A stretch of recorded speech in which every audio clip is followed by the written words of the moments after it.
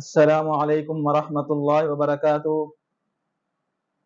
ایک بھائی پوچھ رہے ہیں کہ کیا وطروں میں وطر کی تیسری رکعت میں دعائے قنوت پڑھنا بھول گیا تو میں رکوع کی حالت میں چلا گیا، آیا کہ اب مجھے یاد آ گیا کہ میں نے دعائے قنوت نہیں پڑھی، آیا کہ اب میں رکوع سے واپس قیام کی حالت میں آ کر اس کو دعائے قنوت کو پڑھوں یا سجدہ سہو کروں؟ تو دیکھیں، جو اس میں سب سے پہلے بات یہ ہے کہ دعائے قنوت پڑھنا واجب ہے۔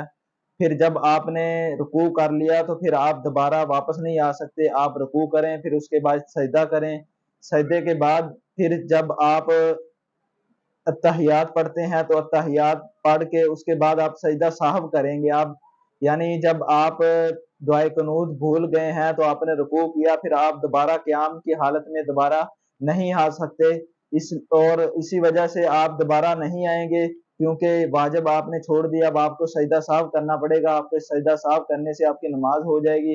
اور سجدہ سہو جیسے آپ کرتے ہیں کہ عام طور پر کہ اتحیات میں بیٹھ جاتے ہیں، اتحیات پڑھ کے ایک طرف سلام پھیرتے ہیں، پھر اس کے بعد دو سجدے کرتے ہیں، پھر دوبارہ اتحیات پڑھتے ہیں، پھر درود شریف پڑھتے ہیں، اور پھر دعا پڑھ کے پھر سلام پھیر دیتے ہیں۔